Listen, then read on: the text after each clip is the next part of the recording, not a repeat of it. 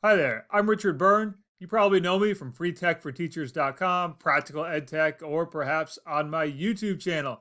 What you might not know about me is that my favorite week of the year is coming up next week, and that is Geography Awareness Week.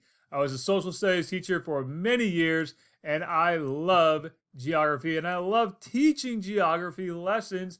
And one of my favorite tools for teaching geography lessons is Google Earth and Google Maps.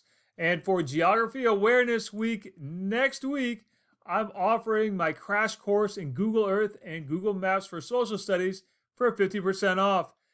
You can sign up anytime during Geography Awareness Week and complete the course at your own pace. There's 8 modules in the course. You'll learn how to create multimedia maps, how to create custom overlays in Google Earth, how to build virtual tours, how your students can collaborate on virtual tours. We'll cover all the nuts and bolts of Google Earth and Google Maps, and we'll even look at some options for students who don't have Google accounts.